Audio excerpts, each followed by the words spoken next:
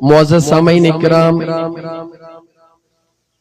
मौसम जो भी शिद्दत सा एहसास आ, वक्त जो भी एहसास आ, लेकिन अल्हम्दुलिल्लाह अल्लाह तबारक व तआला जे ज़ात बाबरकात जा अणगणिया एहसान जै सोहणे करीम रब तव्हां साखे इंसान बनायो, इंसान बनाए पांजे मिठड़े महबूब सल्लल्लाहु अलैहि व आलिहि वसल्लम जे उम्मती हुजण जो एजाज अता फरमायो।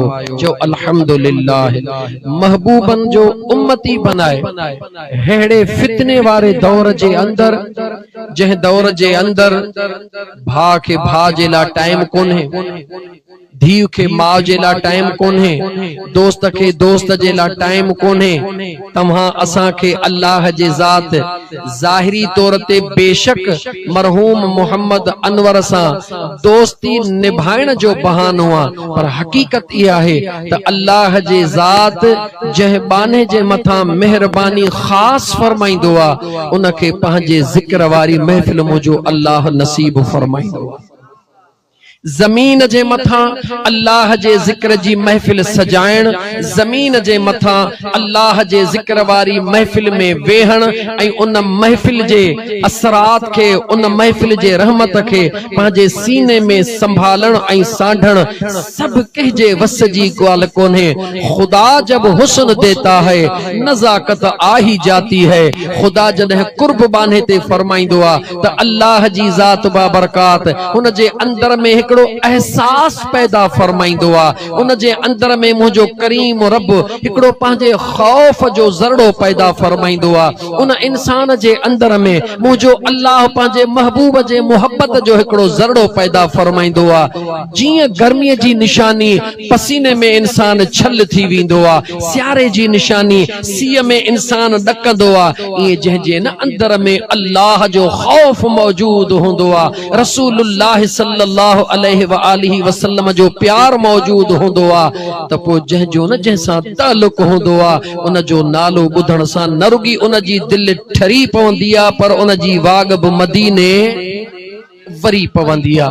याद रखो मुंहिंजा दोस्तो अजीजो, हे इस्लाम दुनिया जो उहो वाहिद मज़हब आ जंहिंजे अंदर जंहिं भी इबादत जो अल्लाह जे ज़ात हुक्म फरमायो आ, अल्लाह जे ज़ात उन इबादत जे कबूलियत जो निशानियों भी अल्लाह अता फरमायो। नंबर 2 अज अहम गालियों कंदुस, मुझा मुअज़्ज़ज़ दोस्त भी वेठा हन, मुझा दोस्तो अजीजो। नंबर 2 दुनिया जो ही वाहिद अकीदो आ अल्लाह जे वहदानियत जो इकरार करण। बाकी दुनिया में जेतरा भी अकीदा हन मुझा दोस्त अजीज, अल्लाह जे वहदानियत जो इकरार जेको भी कदो आ, अल्लाह जेके इबादत जो हुक्म दींदो आ तो उन जो अजर भी मुझो अल्लाह बयान करे छदींदो आ, उन जे मथा अमल न करण जी सजा जो तयन भी अल्लाह करे छदींदो आ।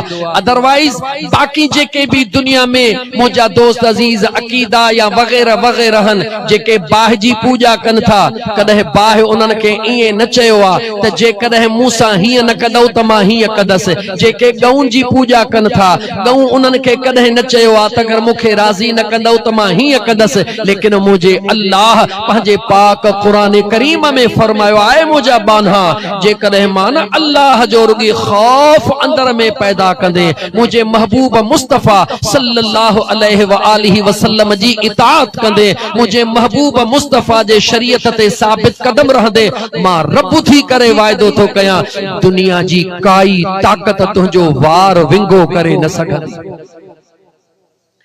अज मरहूम मोहम्मद अनवर दुनिया सुञाणे न सुञाणे मुखे याद आ, हमेशा सिंधी टोपी पातल हुंदी हुयसि। मुझो प्रोग्राम होंदो त हिन पासे खां बीहंदो हो, जेसिताईं प्रोग्राम हलंदो हुयो अल्हम्दुलिल्लाह उहो उन जज्बे ऐं जोश सां प्रोग्रामन में मौजूद होंदो हुयो। अज उन जे बचड़न पंहिंजे बाबा साईं जे ईसाले सवाब जे नियत सां मुंहिंजा दोस्त अजीज अल्लाह जे ज़िक्र ऐं पाक पैगंबर सल्लल्लाहु अलैहि व आलिहि वसल्लम जे दुरूद दरूद जी महफिल सजाई आ। संदस पुटड़ा हन इरशाद अली, तारिक अली सोलंगी ऐं संदस भाइर गुलाम नबी सोलंगी ऐं अमानुल्लाह सोलंगी। अल्लाह जी ज़ात उन्हनि जो ख़ैर क़बूल फरमाए। अल्लाह ताला मरहूम मग़फ़ूर मोहम्मद अनवर जी मग़फ़रत फरमाए। बिन मौज़ून ते ॻाल्हाईंदुसि। हिकिड़ो मौज़ू जंहिं मुतालिक हीअ महफिल सजाई वई आहे ऐं हिकिड़ो मौज़ू सैयदना अमीर उमर रज़ी अल्लाह तआला अन्हु जी मुझे नबी करीम अलैहिस्सलातु वस्सलाम जो उहो प्यारो, उहो लाडलो, उहो दादलो, उहो जुर्रत वारो सहाबी जंहिं दुनिया के मंजरायो त मुस्तफ़ा जो गुलाम कंहिंखे चइबो आहे। तैयार आहियो ॿुधण जे लाइ? अल्हम्दुलिल्लाह। त सभ खां पहिरीं आउं शुरूआत कयां थो। मुंहिंजा दोस्त अज़ीज़ हे जेका मग़फ़िरत ऐं बख़्शिश जे लाइ हीअ जलसो कटे वियो आहे। क़ुरान करीम जी हिकिड़ी आयत, अॼु कसरत सां अल्लाह जो क़ुरान ॿुधो। क़ुरान करीम जी हिकिड़ी आयत बि पढ़ां थो, ॿी आयत बि पढ़ां थो। अल्लाह ताला जा बहानड़ो निमाज़ जे अंदर हर निमाज़ी जॾहिं निमाज़ पढ़ण खां फारिग़ थियण खां पहिरीं अत्तहियात पढ़ंदो आहे। अत्तहियात खां बाद में दुरूद पढ़ंदो आहे। दुरूद पढ़ण खां बाद में मुंहिंजा दोस्त अज़ीज़ दुआ पढ़ंदो आहे, रब्बि जअलनी मुक़ीमस्सलाति व मिन ज़ुर्रियती रब्बना व तक़ब्बल दुआ रब्बना इग़फ़िरली व लिवालिदैया व लिल मुअमिनीन यौम यक़ूमुल हिसाब।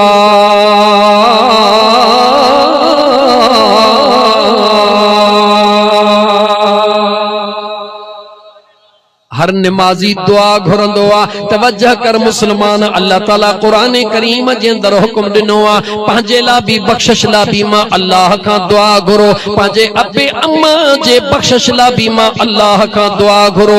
मुंहिंजे महबूब मुस्तफ़ा जे सॼी उम्मत जे बख़्शिश लाइ बि मां अल्लाह खां दुआ घुरो। अंदाज़ो लॻाए दोस्त, कॾहिं पंहिंजे दुआ घुरण जे लाइ टाइम कोन मिलंदो आहे। दुनिया जे मसरूफ़ियतुनि एतिरो मसरूफ़ करे छॾियो, मौक़ो न मिली सघियो अल्लाह जे दरबार में इस्तग़फ़ार करे सघे। याद रखी छॾ मुंहिंजा दोस्त, हज़रत अलीउल मुर्तज़ा शेर ख़ुदा करमल्लाह वजहुल करीम जी महफ़िल मौजूद आहे। हिकिड़ो सवाल ई आयो, ऐ मुंहिंजे सुहिणे करीम नबी सल्लल्लाहु अलैहि व आलिहि वसल्लम जा सॼल दादुला भा अलीउल मुर्तज़ा शेर ख़ुदा, मूंखे औलाद नाहे, अॼु को अहिड़ो अमल दसियो मां उहो अमल कयां त अल्लाह जी ज़ात मुखे औलाद अता फरमाए। हज़रत अलीउल मुर्तज़ा शेर ख़ुदा फरमाए, वञ वञी कसरत सां इस्तग़फ़ार पढ़। ॿियो आयो सुण अलीउल मुर्तज़ा, असांजे शाख़ुन जो पानी ख़त्म थी वियो आहे, बाग़ सुकी विया, अहिड़ो को विर्द वज़ीफ़ो दसियो क़ुरान करीम जूं आयतूं या सुण अलीउल मुर्तज़ा शेर ख़ुदा अहिड़ी का दुआ घुरो जो अल्लाह जी ज़ात मुश्किल आसान फरमाए। हज़रत अलीउल मुर्तज़ा फरमाए, वञ वञी इस्तग़फ़ार पढ़। क्यों आयो, असांजा गुनाह घणा थी विया आहिनि, छा कयूं? फरमाए, वञी इस्तग़फ़ार पढ़। सवाली ईंदा विया, हिकिड़े चयो सुहिणा मींहुं नथो वसे, पाण फरमायूं इस्तग़फ़ार पढ़। जॾहिं सवाली विया हलिया, संदन जो ग़ुलाम वेठो आहे, मुंहिंजा दोस्त अलीज़ कंबर जेको गॾु हलंदो आहे, अर्ज़ थो करे सुहिणा अलीउल मुर्तज़ा शेर ख़ुदा जंहिंखे औलाद न हुयो उनखे बि फरमायो इस्तग़फ़ार कर। जन जा मींहुं न पिया वसनि उन्हनि खे बि फरमायो इस्तग़फ़ार कर। जन जा बाग़ सुकी विया उन्हनि खे बि चयो इस्तग़फ़ार कर। राज़ कहिड़ो आहे? अलीउल मुर्तज़ा शेर ख़ुदा जे ज़ात फरमायो, कहिड़ो अली? उहो अली जंहिं फरमायो त अल्लाह ताला जे ज़ात बाबरकात आसमानी सभिनी किताबनि जो इल्म क़ुरान करीम में अता फरमायो। क़ुरान करीम जो इल्म सूरह फातिहा जे अंदर, सूरह फातिहा जो इल्म बिस्मिल्लाह जे अंदर, बिस्मिल्लाह जो इल्म बा जे अंदर, बा जो इल्म टुभके जे अंदर, वो टुभको कहरा शेर खुदा फरमाए अना नुक़ततु तहतल बा, वो टुभको ॿियो ना है, वो टुभको मां अलीउल मुर्तज़ा के रब जे ज़ात बनाए छॾियो। उन शेर खुदा करमुल्लाह वजहुल करीम जो वजीफो बुध मुसलमान पाण फरमायो, छा तो कुरान कंबर न पढ़ियो आ? छा मुंहिंजा साईं पढ़ियो आ? पाण फरमायो अल्लाह ताला कुरान करीम में फरमायो, इस्तग़फिरू रब्बकुम इन्नहु कान गफ्फारा युरसिलिस समा अलैकुम मिदरारा वयुमदिदकुम बिअम्वालिन व बनीन वयजअल लकुम जन्नातिन वयजअल लकुम अनहारा।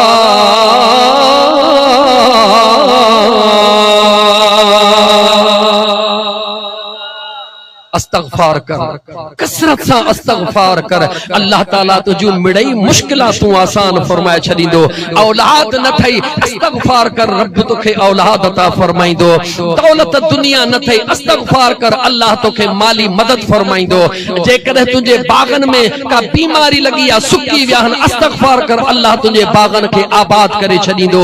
आसमान बा मींह नथो वसे, अस्तगफार कर, रब आसमान मां रहमत वारो मींह वसाइंदो। ओहो अस्तगफार ऐ मुसलमान 24 कलाकन में याद नथो थे केडो न नमाज जो अजीम अल्लाह जे जात तोहफो अता फरमायो आ। ओ कुरान करीम जा पढ़ियल, ओ कुरान करीम जा अण पढ़ियल, पढ़ियल ही अल्हम्दुलिल्लाह, अण पढ़ियल भी आही। जेकॾहिं नमाज में बीहंदे पेश इमाम अॻियां पढ़ंदो, नमाज फाइनल में अचे करे हा दुआ पढ़ंदो, रब्बना ग़फिरली, ओ मुंहिंजा करीम रब मूंखे माफ़ फरमा, वल वालिदैया, मौला मुझे अब्बे अम्मा के मुआफ़ फरमा, वलिल मुमिनीन यौम यक़ूमुल हिसाब, मौला क़यामत जे अचण ताईं जेके ईमान वारा हन मुंहिंजा मौला उन्हनि खे भी मुआफ़ फरमा। ओ मुसलमान आऊं तोखां सवाल थो कयां, हिकिड़ी नमाज पढ़ण जे एवज़ तुंहिंजा केतिरा उहे हक़ रहियल हुया, उहे केतिरा रब जा हुक्म हुया जेके मुंहिंजा अल्लाह तुंहिंजा पूरा करे छॾिया। मुसलमान नमाज नमाज नमाज, तू नमाज सां प्यार कर, मुझो अल्लाह तुझो बेड़ो पार करे छे। लेकिन मां आयत करीमा जे हिकड़े हिकड़े जुमले ते गालाईंदुम, रब्बना ग़फिरली। अल्लाह ताला कुरान करीम में फरमायो, पहिरीं पंहिंजे ला दुआ घुर, मौला मूंखे मुआफ़ फरमा। पहिरीं कंहिंजे ला दुआ घुर मौला। कुरान करीम जी बी आयत, वल्लज़ीन जाऊ मिन बादिहिम यक़ूलून रब्बना ग़फिर लना वलि इख़्वानिना अल्लज़ीन सबक़ूना बिल ईमान।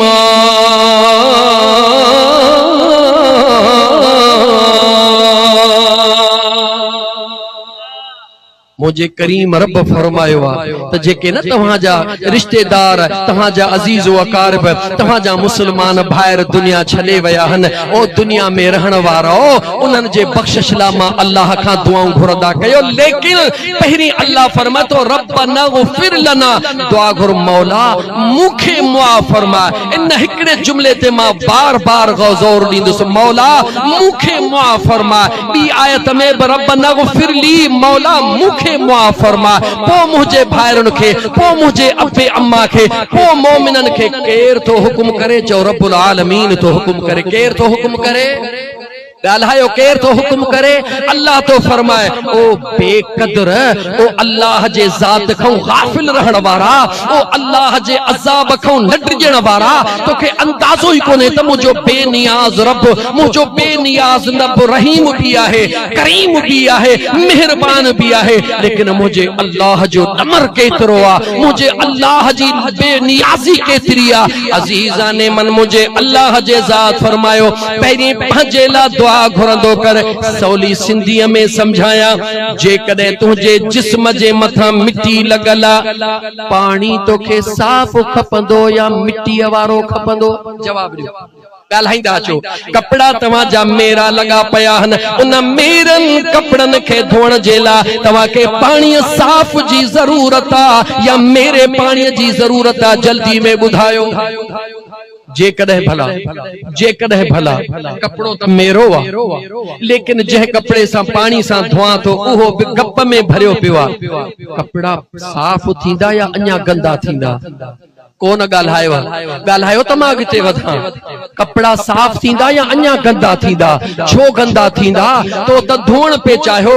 ॾिसण वारो चवंदो ख़ुदा जा बाना कपड़ो त मेरो आहे, इनखे धोअण लाइ उन पाणीअ जी ज़रूरत आहे जेको पाणी खुद घट में घट साफ़ त हुजे। ओ मुसलमान समझी छो नथो?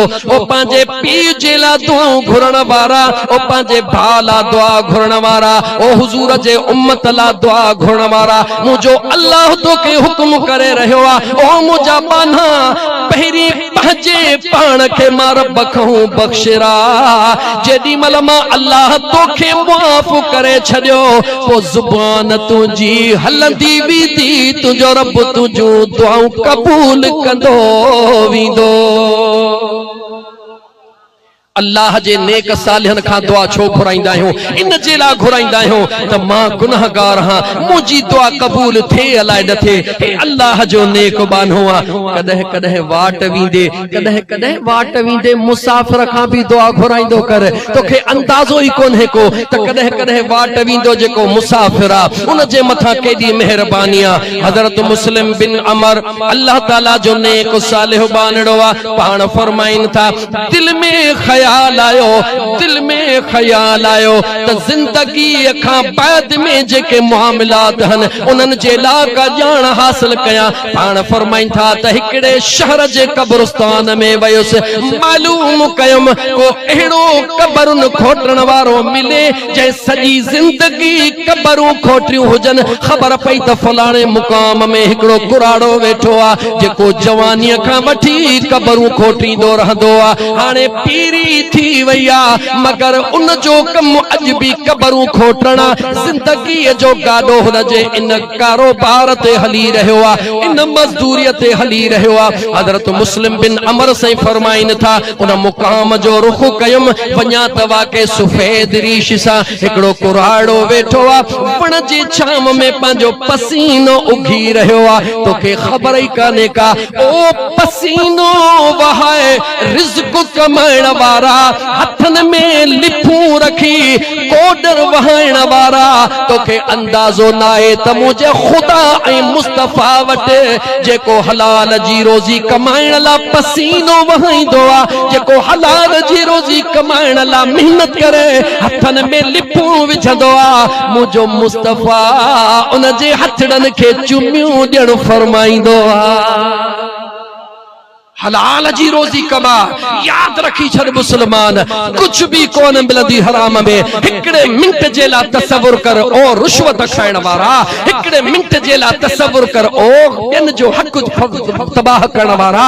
जेकॾहिं मण खीर जो तुंहिंजे साम्हूं हुजे, जेकॾहिं हिकिड़ो छटांग पेशाब जो तुंहिंजे साम्हूं उन में विझिजे, हिकिड़ो ढुक भरींदे चवंदो उल्टी करे कढी छॾियां, पोइ जॾहिं इहो सम्झ में अचे थो त पाक खीर में मण जे अंदर हिकड़े छटांग जो कुछ भी कोन हूंदो आहे, लेकिन समझी थो त इहो मण खीर जो मुंहिंजे लाइ हराम थी वियो, त पोइ छो नथो समझे त जेका अल्लाह तोखे हलाल जी रोज़ी ॾिनी आहे उन हलाल जे रोज़ीअ में जॾहिं रिश्वत वठी करे हराम जो पैसो गॾु कंदो है, उन वक़्तु तुंहिंजूं अखियूं छो नथियूं खुलनि? इन करे नथियूं खुलनि जो तुंहिंजे अंदर में ख़ुदा जो ख़ौफ़ मौजूदु आहे। जंहिंजे अंदर में अल्लाह जो खौफ हूंदो आहे, जंहिंजे अंदर में ख़ुदा जो खौफ हूंदो आहे, जंहिंजे अंदर में कबर जो याद हूंदी आहे, जंहिंजे अंदर में अल्लाह जे आॾो बीहण याद हूंदो आहे, जंहिंजे दिल में हूंदो आहे त मां हे रिश्वत छो थो वठां, जंहिंजे दिल में हूंदो आहे या मिस्कीननि मारूड़नि जूं ही मां ज़कातूं छो थो खावां, जंहिंजे दिल में हूंदो आहे हे ग़रीबनि जो माल छो थो खावां, मूंखे हिकिड़े ॾींहुं मरणो आहे, अल्लाह जे आॾो हाज़िर थियणो आहे, अल्लाह जो क़ुरान करीम उनखे याद ईंदो आहे। व अम्मा मन ख़ाफ मक़ाम रब्बिही व नहन नफ्स अनिल हवा। जेॾी महिल रिश्वत खां डिॼी वियो त मुंहिंजे रब खे कहिड़ो जवाब ॾींदुसि, जेॾी महिल ग़रीबनि यतीमनि जे ज़कात खां डिॼी वियो अल्लाह खे कहिड़ो जवाब ॾींदुसि, जेॾी महिल कंहिंजे गाह जे भरी करण खां डिॼी वियो रब खे कहिड़ो जवाब ॾींदुसि, जेॾी महिल कंहिंजे पाणीअ खे नुकिड़ी करण खां डिॼी वियो अल्लाह खे कहिड़ो जवाब ॾींदुसि। मुंहिंजे अल्लाह क़ुरान करीम में फरमायो ओ मां अल्लाह खां डिॼण वारा, ओ मां रब खां डिॼण वारा, तूं त मां खुदा के न ॾिसी रहियो आ पर तुंहिंजो अल्लाह तुंहिंजे इरादनि खे भी ॾिसी रहियो आ। मुझे करीम रब फरमायो अज तो हिन अखिन जे ॾिठे खे लत हणी परे करे छॾियो मां रब थी तो सां वाइदो थो कयां फइन्नल जन्नत हियल मअवा। ओ मुझा बाना अज तो दुनिया के मां करीम रब जे खौफ में हराम दौलत खे लत हईया तो जो रब थी वायदो करे रहियो हां। ऐ मुझा बाना तो दुनिया में मां अल्लाह जो खौफ रखियो आ तुझे अल्लाह तुझे ला तू दुनिया में तुझे ला जन्नत में तुझे रब महल ठहरा तैयार करे छड़िया। अंदर में खौफ पैदा कर अंदर में खुदा जो खौफ पैदा कर तुझे दिल में ख्याल इंदो। अज कुरान सोलंगी और फकीरो जेतरो बुधण चाहो ता रब जो कुरान बुधो अज सजी तकरीर अल्लाह जे कुरान मा करण तो चाहा। ऐ मुसलमान गौर सा बुध तुझे अंदर में सवाल पैदा थींदो जे कदे मा हे मौलवी त सजण साईं जो चरियो फकीर झट में गाल करे वयो पर रिश्वत न वठंदुस एसी जो बिल किथों भरींदुस रिश्वत न वठंदुस त मां फलाणो किथों कंदुस जे कदे 10% न वठंदुस फलाणे खरीब जो जिरेब किथों मां खरीद कंदुस मां चंगन सा कुल्हो कीअं मिलाए हलंदुस भली गाड़ी किथों आणींदुस मूं वटि ज़रियो कोने ओ अकुल ते यकीन करण वारा अज अल्लाह जो कुरान बुध मुझे बेनियाज रब फरमायो फमन यत्तक़िल्लाह यजअल लहू मखरजा।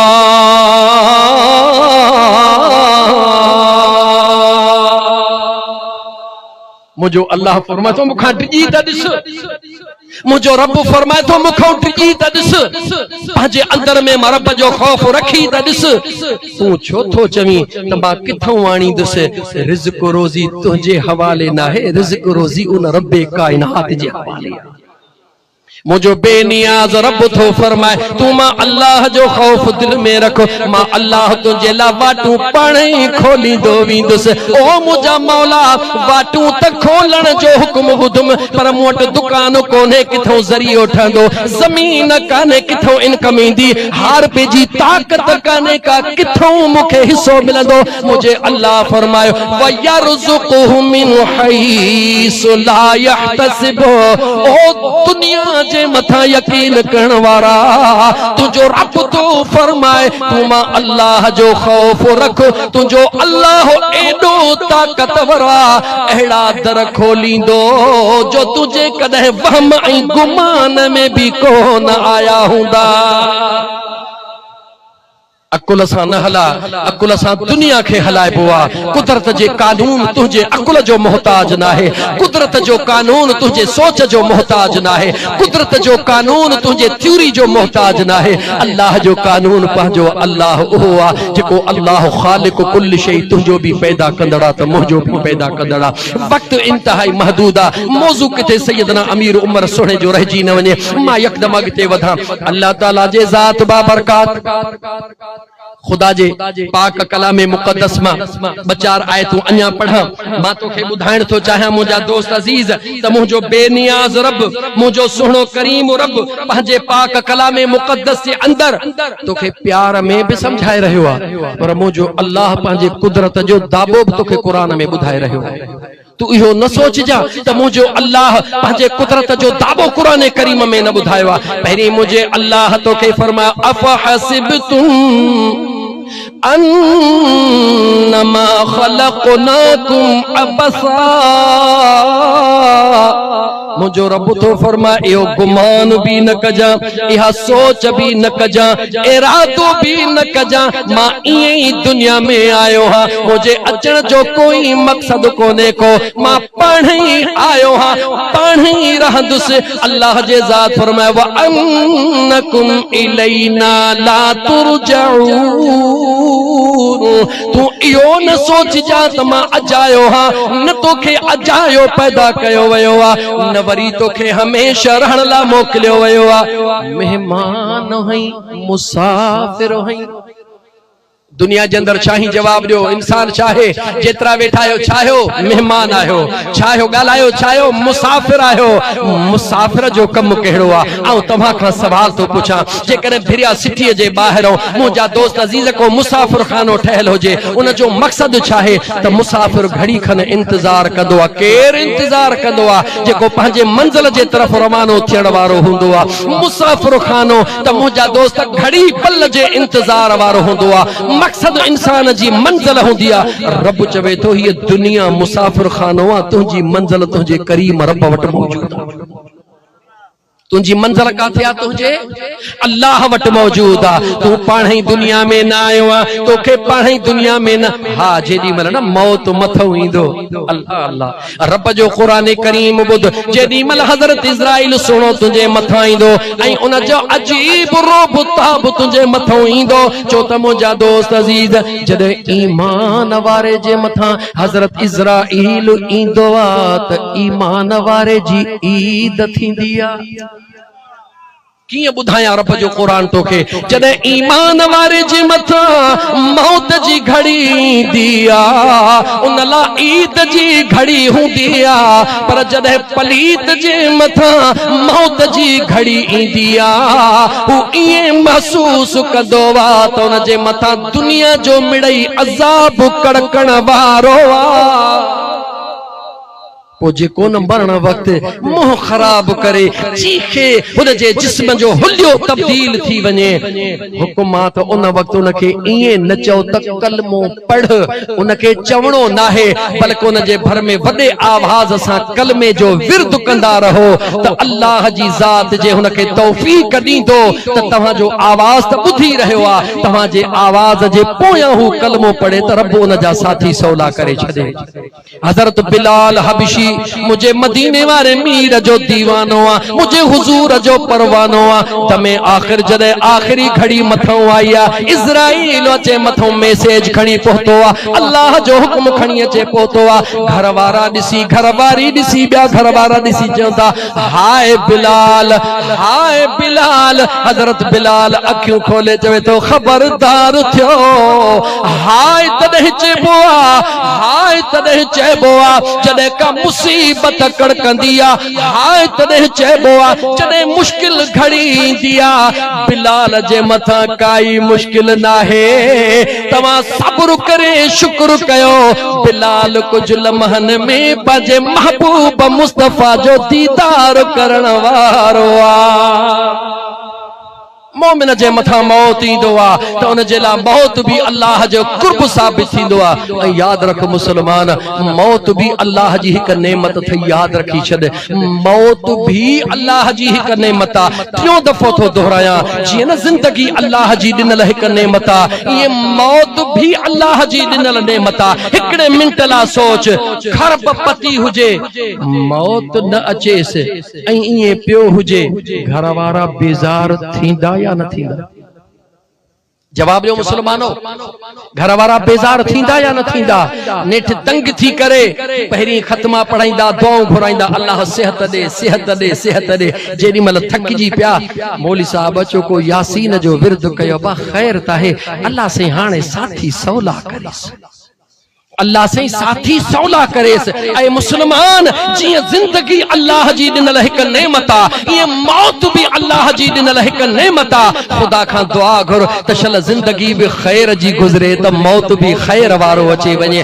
जिंदगी भी रसूलुल्लाह सल्लल्लाहु अलैहि व आलिहि वसल्लम जे नक्शे कदम ते गुज़री वञे त शल मौत जे घड़ीअ भी मुस्तफा करीम जो रब दीदार नसीब फरमाए इंशाअल्लाह ताला। जेके मुस्तफा जो दीदार थी उन जो हिते भी बेड़ो पार होंदो आ त हुते भी बेड़ो पार होंदो आ। अज़ीज़ाने मन, अल्लाह ताला जे ज़ात बा बरकात फरमायो, अल्लज़ी खलक़ल मौत वल हयात लियब्लुवकुम अय्युकुम अहसनु अमला।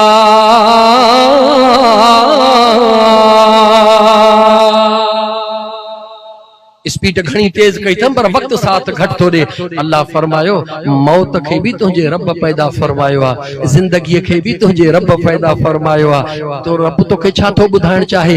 रब चवे तो तोखे मोकलियो दुनिया में मूं आ, तोखे वापस भी मां अल्लाह घुराईंदुस। मौला इहो ॼमण खां वठी करे मरण ताईं इहो जेको भला विच में स्पेस अता फरमायो थे, ही जेको टाइम ॾिनो थे जंहिंमें असां मजना लगा पिया हूं, को हमरा इश्क में अंधो लगो पियो आ, बनीअ जे इश्क में, दौलत जे इश्क में, कुकड़न जे इश्क में, कुत्तन जे इश्क में। याद रखी छद मदीने जे मीर सल्लल्लाहु अलैहि व आलिहि वसल्लम फरमायो ये दुनिया आखिरत जी बनिया, हे दुनिया आखिरत जी बनिया।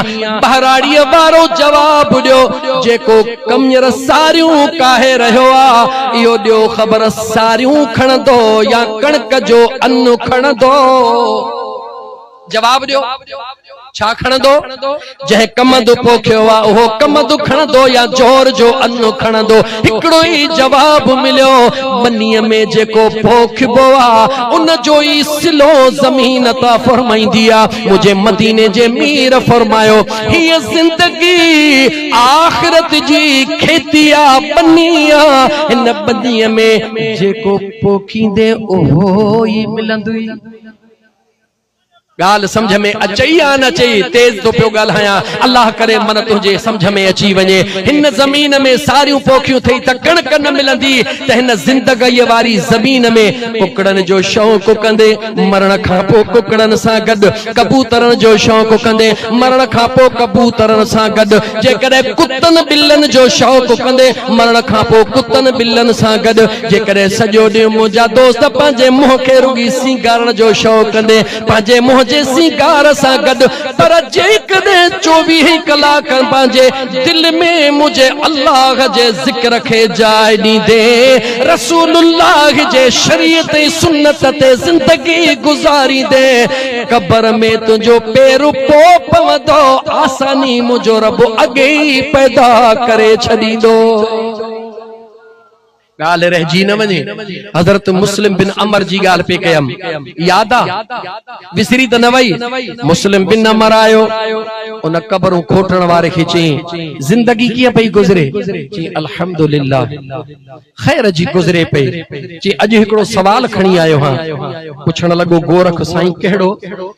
हज़रत मुस्लिम बिन अमर फरमायो तका जिंदगी जी अहिड़ी गाल बुधा, जिंदगी तो कबरूं खोटियूं हन जेका सॼी जिंदगी न रुगी तोखे याद हुजे पर तुंहिंजे जिंदगी जे सॼे निज़ाम खे तब्दील करे छॾियो हुजे।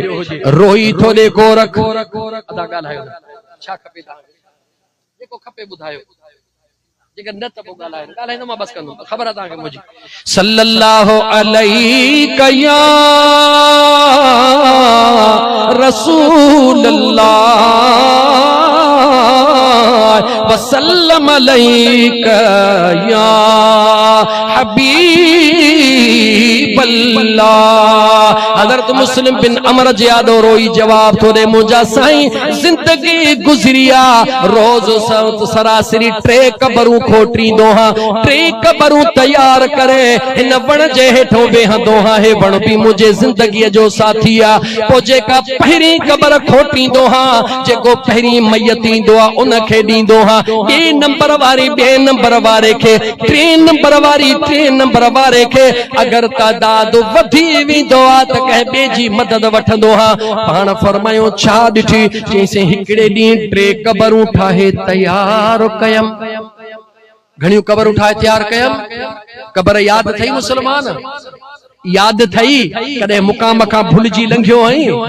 चो न हाणे महरम शरीफ अचे थो, 9-10 तारीख़ वींदुसि, बाबे जे पुठड़ीअ ते वञी पाणीअ जो ढुकड़ो नाए ईंदुसि त बाबे जी पुठी थधी थी पवे। ऐं मुसलमान याद रखी छॾ, छा मुंहिंजे महबूब मुस्तफ़ा सल्लल्लाहु अलैहि व आलिहि वसल्लम 15 शोबान जे रात तोखे हुक्म कोन ॾिनो आहे त रात जो मुकामन ते वञंदा कयो? हुज़ूर फरमायो नाहे त मुकामन ते वञंदा कयो। पंहिंजे वॾड़नि जा जेके निशान थव उनन के बरकरार रखंदा कयो छाजे करे इन जे करे त इबरत हासिल कयो त कल मुजो बाबो दुनिया जो हेडो अमीर हुयो अज मिट्टी जे हेठा ढेर लगो पयो आ आखिर फना 100 साल जे जिए कोई फिर भी एक दिन मरना आबे हयात जे पिए कोई फिर भी एक दिन मरना हां इतरो जरूर आ अगर दुनिया जे अंदर अल्लाह ऐं महबूब मुस्तफा जे रजा वारी जिंदगी गुजारी त इन मिट्टी जे अंदर भी तुझी जिंदगी अजीम हुंदी अगर खुदा जे मखलूक सा सुठो जिंदगी में थी हले त कब्र जे अंदर भी तो सा डाढो रवैयो सुहणो हुंदो जेकॾहिं न त मुंहिंजा दोस्त ही मिसाल ॿुधबो अॻिते तुंहिंजी मर्ज़ी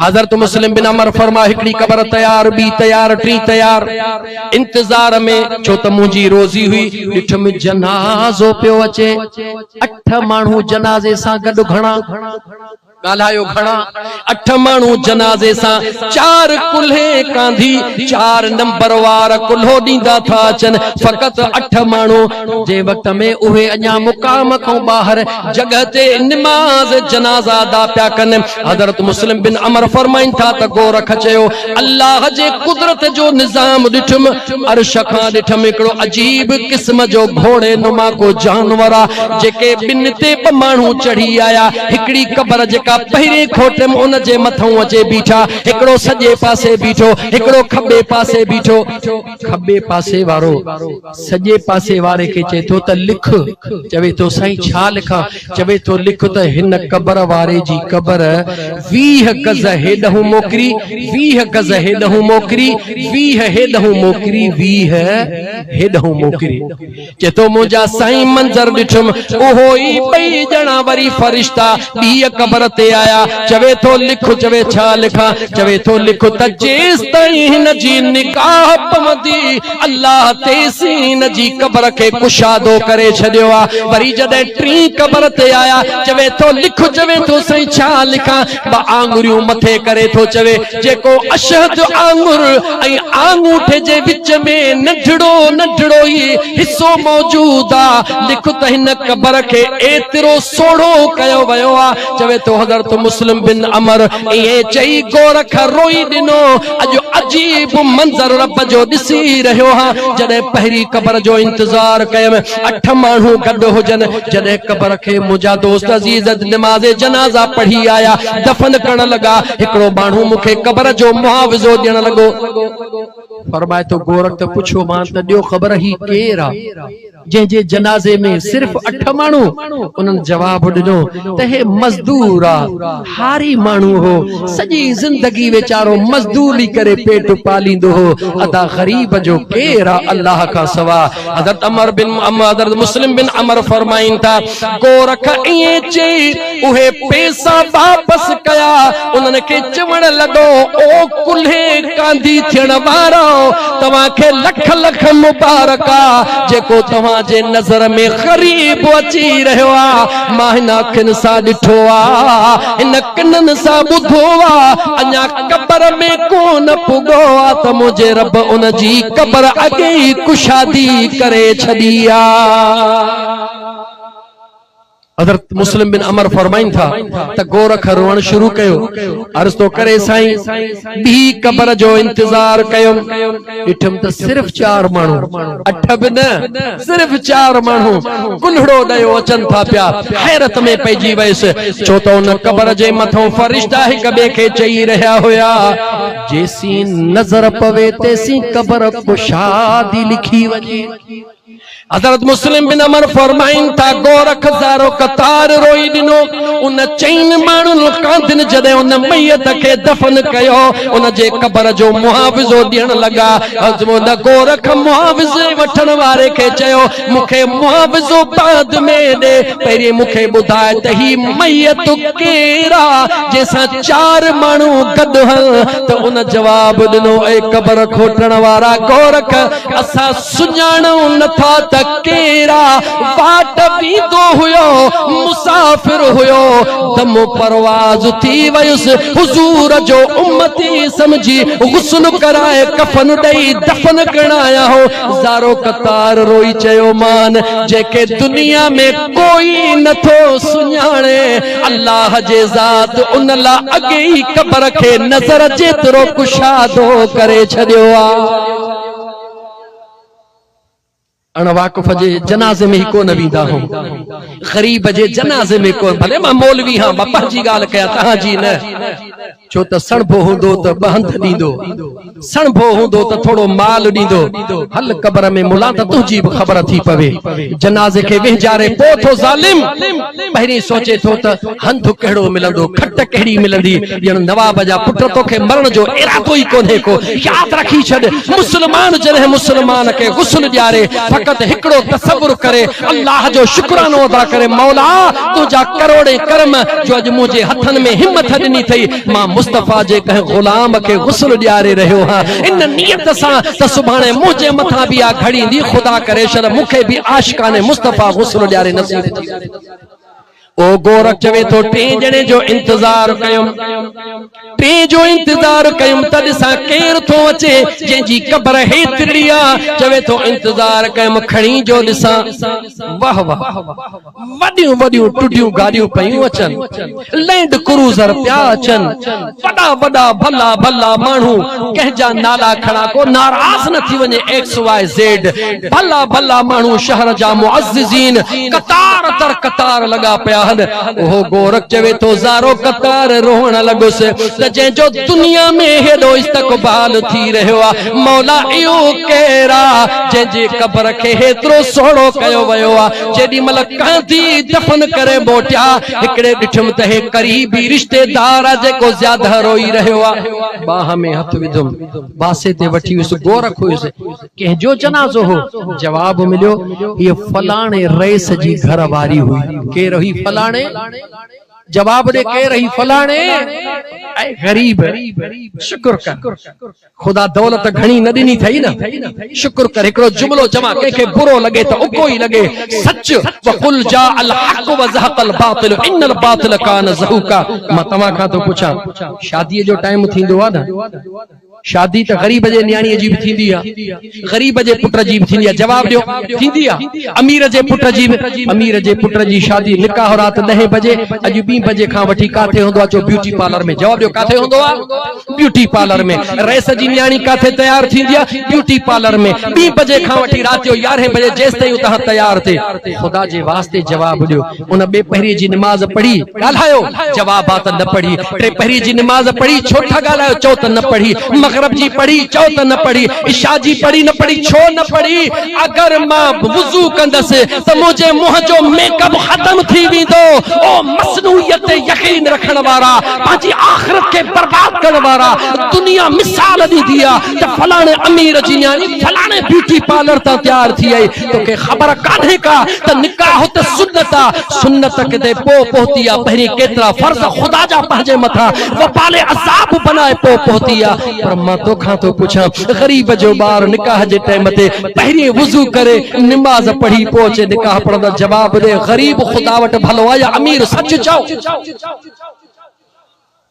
उन अमीरन के मैसेज दिया तो मन मैसेज न फकीर सजन साईं जे फकीर जो पहुंची वने ये दुनिया जे मेकअपन सा कलाक बूथ भलो थींदो आ पानी लगो मेकअप खत्म थी विदो आ अचो तमा के ओहो मेकअप दस्या अचो तमा के ओहो मेकअप दस्या रसूलुल्लाह सल्लल्लाहु अलैहि व आलिहि वसल्लम जो सहाबिया रंग जो कारणो आ और तो करे मुझा आका मां मुस्तफा तो जो दीवानो हा मुझो रंग कारणो आ कुछ मुझे बिरादर वाला टोकू था कन मुझे करीम मुस्तफा सल्लो करे उन जे मुंह ते जो शफकत जो हथ घुमायो अल्लाह जे ज़ात उन जे कारे कल रखे ये चमकदार चौधरी जो चंद्र बनाए छलियो हुजूर फरमायो इहो तुझे नस्ल में सूह कयामत खत्म न थींदी जे जे चेहरे ते मुस्तफा जो हथ लगे उहा सूह कयामत खत्म न थींदी जे जे दिल ऐं जुबान में दुरूद मुस्तफा हुजे उहा सूह कब्र ऐं कयामत में कदे खत्म न थींदी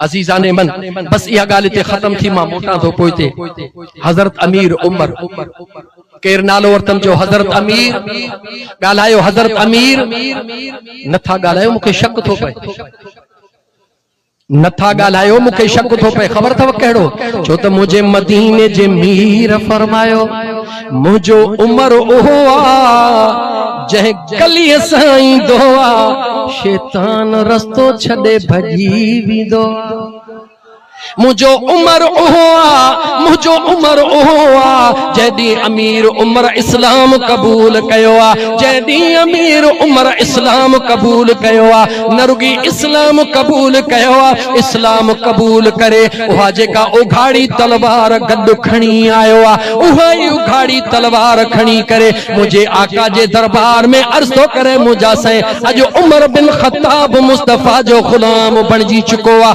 उन दी का में नमाज पढ़ी वीती हुई अंदर अंदर पढ़ी वीती हुई अज उमर बिन खत्ताब तो चवे या रसूल अल्लाह मुस्तफा तवा जो गुलाम ईमान आने चुको आ हाने नमाज अंदर कान पढ़बी हरम में खुलियल नमाज पढ़बी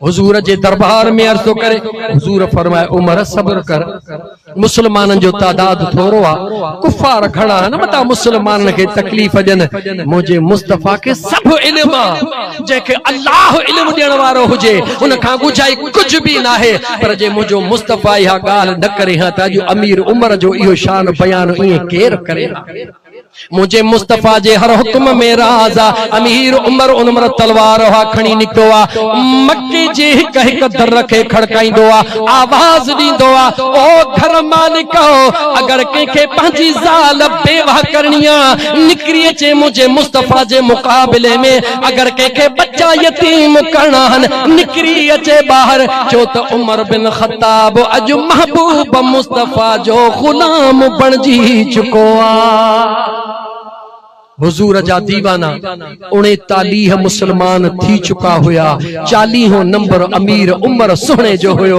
मुझो मुस्तफा नमाज पढ़ाए रहो अबू जहल जबल अबू कुबैस ने बीठो आ एडा ब्या मुशरिकी ने मक्का कुफार मक्का बीठा हन अमीर उमर के तलवार हथ में आ जी न मुझा दोस्त पहलवान कह मैदान में कह के पंजो मट न समझदो आ ये नाज सा हलंदो आ इस्लाम आणन जो पहरो दी अमीर उमर ये तलवार हथ में लोडे रहो ललकारे रहो मुशरिकी ने मक्का के ललकारे रहो कुफारे मक्का के आहे को मां जो लाल अज निकरी अचे अज अमीर उमर मुस्तफा जो गुलाम बनजी चुको आ मुझा दोस्त त जबल अबू कुबैस ते वेही करे अबू जहल तो चवे ऐ उमर तोखे मार पवे तो असा जो मिड़ई खुशू खत्म करे छडियो साबित थो दुनिया जे तारीख में उमर ओहो आ जे जगह ते उमर तलवार उभी कंदो आ त मुशरिकन ऐ काफरन जो खुशू रब खत्म करे छदी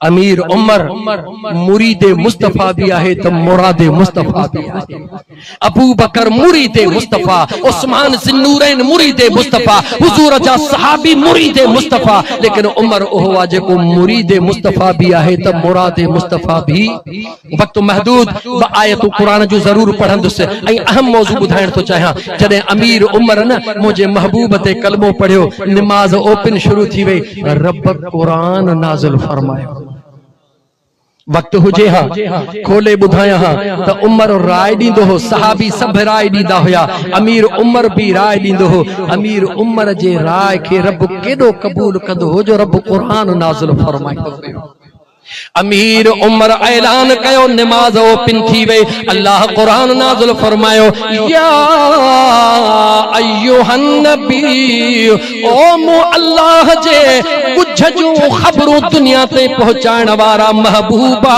हस्बुकल्लाह तुझो अल्लाह तुझे ला काफिया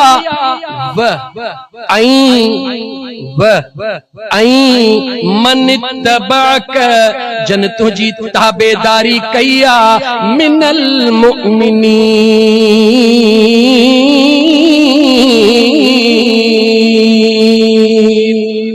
ओ सुन्नी सुभान अल्लाह ज़ोर सां चओ। अल्लाह ताला फरमाए महबूबा तुझो अल्लाह तुझे ला काफी आ ऐं इहे ईमान वारा भी तुझे ला काफी हन, यानी अल्लाह भी तुझो मददगार आ ऐं जन मुस्तफा तो ते ईमान आंदो आ उहे भी तुझा मददगार आहिनि। इते हिकड़ी खास गाल कया जे 10 मिनट लगंदव चओ तो बुधाया। इन आयत ते एतराज कयो वेंदो आ त इहा आयत जह सूरत में उहा सूरत मदनिया अमीर उमर ईमान आंदो मक्के में।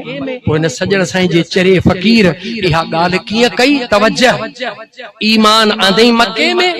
इहा आयत जह सूरत में सूरत मदनी हे त 2 नंबर गाल ओ चरिया कन खोले बुध गाल 2 नंबर नाहे। असां सुन्नन जो अकीदो ई ईमान आ, लेकिन तोखे समझाइण ला चवां तो कुरान करीम जे सूरह शूरा मक्किया उन सूरह शूरा जे अंदर आयत आ कुल्ला असअलुकुम अलैहि अजरा इल्लल मवद्दत फिल कुर्बा। जदे कुरान करीम जी इहा आयत नाज़िल थी मुझा महबूब दुनिया के जो मांखे कुछ न खपे बस मुस्तफा जे बचड़न सां प्यार कयो। छा कयो मुझे बचड़न सां? सहाबा अर्ज़ कयो या रसूल अल्लाह उहे कराबतदार केर हन? मुस्तफा फरमायो अली फातिमा हसन हुसैन। मां तोखां तो पुछां त हजरत अली ऐं अम्मा फातिमा जी शादी मक्के में थी या मदीने में थी? इमाम हसन हुसैन मक्के में जावा मदीने में जावा यावा मदीने में शादी मदीने में थी? कुरान जी आयत मक्के में नाज़िल थी जे अमीर उमर वारी आयत मदनिया उहा मक्के में कीअं थी सके? त जवाब त जेका मक्की सूरत जी आयत आ उहा मदनी कीअं थी सके? तो वट अक्ल कोन्हे इल्म कोन्हे फकीर तोखे जवाब ॾींदा। कुरान अल्लाह नाज़िल फरमायो आ, लेकिन कहिड़ी आयत किथे रखणी आहे इहो अख्तियार रब मुझे महबूब मुस्तफा खे अता फरमायो। यो हुजूर जो अख्तियार आ त कहिड़ी आयत के किथे रखणो आ, कहिड़ी आयत के कहिड़ी सूरत में रखणो आ। आले रसूल जी मोहब्बत भी हक्का, असहाबे रसूल जी अकीदत भी ॻाल्हायो, असहाबे रसूल जी अकीदत भी हक्का। अल्लाह जी ज़ात बाबरकात मरहूम मोहम्मद अनवर जी बख्शिश फरमाए, उन जे पोयर के सब्र जमील जी तौफीक अता फरमाए। अल्लाह उनन जो खैर कबूल फरमाए। तवां सां जेके आया आहियूं अल्लाह ताला तवां सां के विख जो अजर अता फरमाए। अल्लाह ताला पंहिंजो खौफ दिल में पैदा फरमाए। मदीने वारे मीर जी मोहब्बत अता फरमाए। हुजूर जे आल जी मोहब्बत, असहाबे रसूल जी अकीदत, औलिया अल्लाह जी निस्बत इंशाअल्लाह ताला जंहिंखे अल्लाह इहे नेमतूं अता फरमाईंदो।